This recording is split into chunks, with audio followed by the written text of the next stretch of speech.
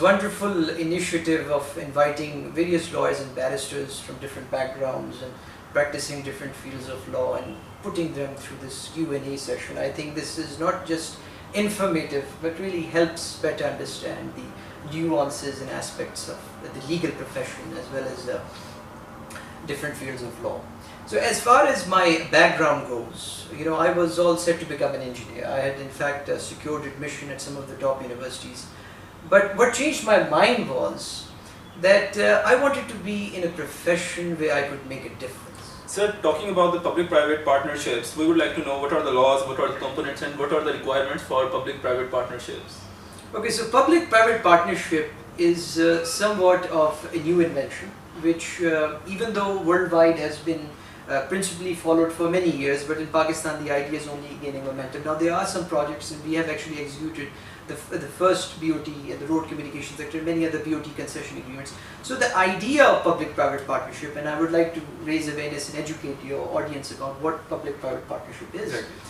That in terms of infrastructure, the government, the public sector is always constrained in terms of their resources, their budgetary allocations. They usually don't have the money. So for instance, if there's a bridge and the cost that would be incurred in developing and constructing the bridge is too high for the government to handle, what it does is that it invites the private sector to join in a form of a partnership. So in any particular example, so for instance, if we take the example of BOT, which is build, operate, transfer, what the public sector does is that it would give you the facility, the land that would be required to continue, and then the private sector, be it a concessionaire, he would inject the money, the investment that would be required, the expertise, over a period of concession, so that he can generate his revenue and recover his initial cash outflow from the user fees that would be paid by the folks who would be traveling on the bridge. And then after a period of concession, once he has recovered his initial cash outflow and a little bit of profit, the whole built-up infrastructure facility actually reverts back to the government free of any cost. So it's a win-win situation for everyone. The government gets the best infrastructure, the public find that this civic service is being provided, and the private sector, the private person also ends up making a little bit of money. Sure, sir. Sir, as our viewers are from the different areas of life, like we have the legal fraternity, and there are other people, there are the law students. So would you like to tell our law students and the people who don't understand these things in a much critical way, that what actually is the importance of infrastructure development law? You see, if you examine some of the reports and some of the findings of World Bank, Asian Development Bank, you'll see them often saying that infrastructure development is interlinked with poverty alleviation. If you want to alleviate poverty, there has to be emphasis placed on infrastructure. A good infrastructure helps stimulate the economy, it creates jobs, and in general the whole economical output of your country actually gains a great deal of momentum. So, I recently returned from the United States. I was at JFK, and if you compare the infrastructure at JFK with that of Dubai or UAE, you would be surprised, because the infrastructure in America is also failing. They're not investing that much in building America, whereas in UAE and Dubai you would see state-of-the-art, 5-star level infrastructure projects. And we had somewhat of a break that the CEO of Amar actually came to Pakistan, and he actually told us how Dubai transformed itself. 50 years back Dubai was nothing, UAE. It was just barren desert. How is it possible that in just the course of 50 years they have become the biggest metropolitan, the most advanced city you could think of? They have the most advanced infrastructure. And he said, there was a simple formula we followed. So instead, if you conceptualize, if there's 100% of land available in Dubai, we offered the first tranche of 30% of land to some of the biggest names in industries, in hotel, tourism, shopping plazas, and biggest names, and we offered them our land for free, for 1 dirham. That was the cost. But there was a condition that they had to develop their project in just a course of 1 year. Anything above, there would be so many punitive damages that ultimately the same thing would apply. So ultimately everyone went in, they developed some of the finest 5-stars, some of the finest shopping malls in just the course of 1 year. And then they offered the next tranche of 30% at a higher rate, and then the last remaining 30% at some of the most highest rates. Because once you see that there's so much infrastructure, there's so much life coming out, people would be drawn to it. Now in India they're doing the same thing. That so many hotel projects are being developed by foreign biggest names in the industry. And they're offering big, huge acreage of lands for as less as 100 rupees. This is how you attract, this is how you incentivize infrastructure development. Now if you look at Pakistan, Pakistan is a beautiful country, no doubt. And we get to hear that a lot of foreigners come to K2, they want to climb that mountain, but there's no infrastructure built. You know, if you just had some form of infrastructure, some place people could dine in, dine out, stay, rest, something which would educate them about K2, you could actually be making a lot of money. You think about Miawali, Chashma Barrage, 20 years back people used to come and have picnics, but they never had any place to sit. Still the situation persists, they have no place to sit. You can establish so much infrastructure, and there are so many beautiful cities. You have Savad, Gilgit, Aptabad, and some of the beautiful places and the cities, but we see the government simply failing to invest that infrastructure, not knowing how much of an economical activity this loan transaction can boost up.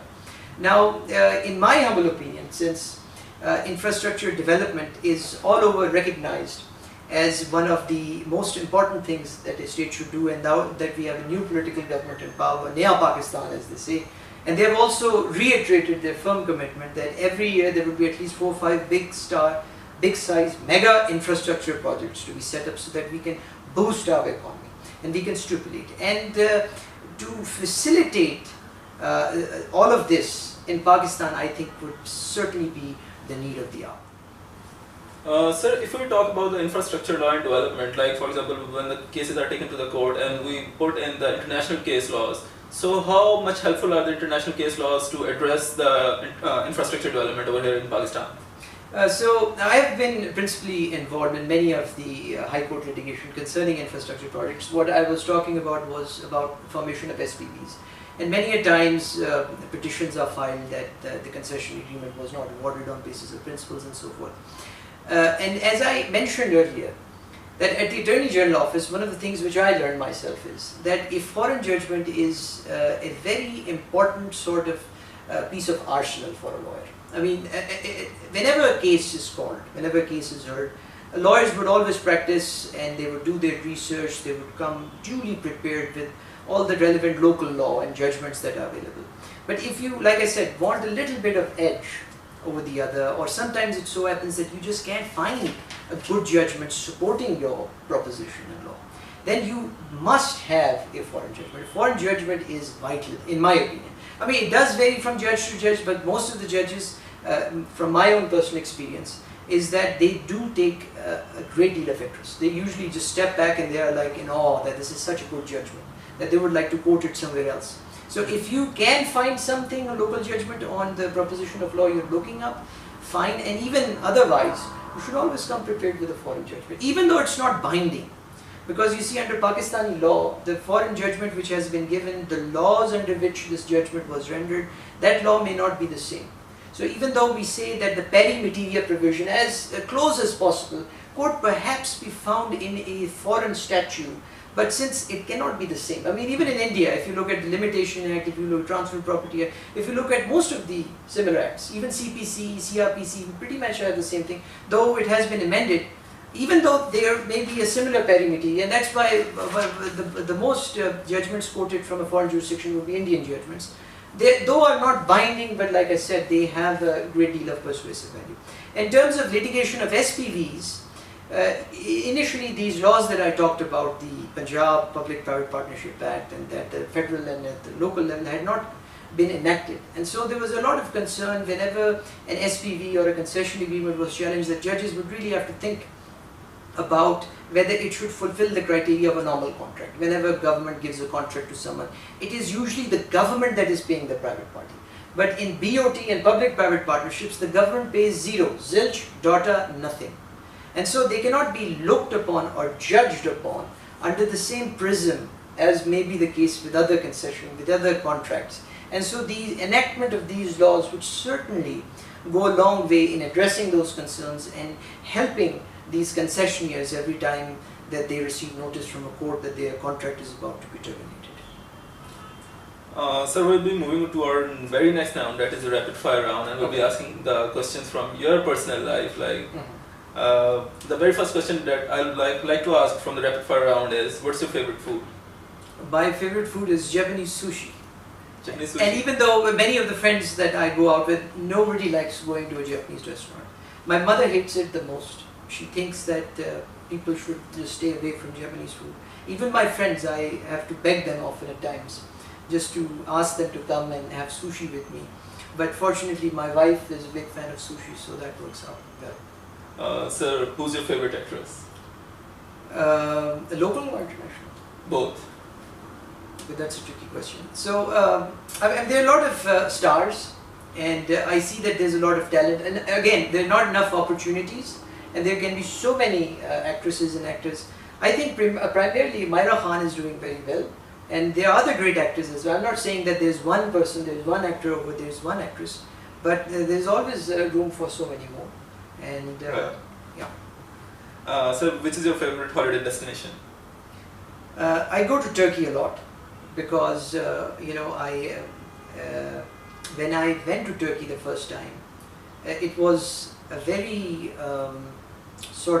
it was a spiritual journey, if I may. I mean, in terms of the infrastructure, the love, the hospitality that you receive from the people, and just their infrastructure again, because we are talking about infrastructure. And I liked it so much that we even, it's a beautiful place. And I recommend that if anyone wishes to go to Turkey, this is definitely the place to go. Sir, it is said glitches make you learn. So there must be some kind of embarrassing moment while you were struggling in the legal phase. So what was the most embarrassing moment in the legal phase while what that made you learn things from it? I think that in law you are going to make mistakes. I mean, this is natural. But I think the one unfortunate thing is if you are standing in a court of law and the law that you refer to, the law that you cite, or your conception of the facts turn out to be completely different, and you are corrected by the judge at the spot. And you know, this would be one of those moments, especially if you have not come prepared. Because like I said, you can come prepared from tooth to toe, but sometimes a judge's question will just take you by surprise. And so just standing by, that would definitely be one of those moments. But you would always be wanting to have some of your backup and way to you know, bounce back and not end up just surrendering. Never surrender. So, favorite Chief Justice of Pakistan? Well, there have been many, but I think Justice Cornelius, because I worked at Cornelius Lenin Mufti, and something which we learned at our law firm was that he was the judge whose judgments are still respected, whose judgments are still appreciated. He was a living legend. And the way he conducted himself, his modesty, his lifestyle, and his dedication and commitment, which can be seen. I mean, these days, if you read some of the judgments, you just don't find that level of charisma, that level of fine attention to detail. It was as if that in that era, Justice Hamoud Rahman and certain other judges, I'm not just limiting it as that Justice Cornelius, but when you would examine and read their judgments, you would really feel that this is by an English judge. Whereas now when you look and examine some of the judgments, they are no more than 3-4 pages, and they miss the sort of it factor, X factor, that you could see in certain other judgments which were given by our very finest judges in the previous era or decades, as you would say. Sir, how do you find the internship program introduced by Katana's Law Chamber in Pakistan for the internship program for the legal fresh law graduates? And what message would you like to give to the legal fraternity of Pakistan and the upcoming law generations? Well, I just received word. I met with Mr. Anik, and he's a fine gentleman, and his idea and whole plan of starting this internship program, I think, is something which was long overdue, honestly speaking. Because in Pakistan, the grim reality for many law graduates is that when they come fresh from law school, there aren't enough opportunities. Nobody can get in big law or some of the finest law firms. Unfortunately, references and getting to know people is your access to the door of a good and premier law firm. And for those who get left out, there should be a means, there should be a way of being able to be brought up to speed of how law is actually practiced, some of the basic requirements of law. And so to this effect, you know, this is the first time I've actually come across an idea which is being implemented by Mr. Anik at the Katana Law Chambers, and I certainly wish it good luck. And I think that this should encourage many other people to emphasize more on legal advocacy and preparing law students. Because so many times it so happens in civil courts, you see these law graduates and they have no idea about law. I mean, law schools do a great job in terms of teaching, but when it comes to practical application of law, it seems as they get the short end of the stick. So programs, internship programs such as these definitely are a must, and we are very grateful again to Katana Law Chambers for inviting me and for all of the work that they are doing. Thank you so very much, sir, for coming up and sharing the legal knowledge with our viewers. Viewers, today we have discussed infrastructure development and law. We'll be coming up with our new episode of The Legal Opinion. Till then, take care, Allah Hafiz.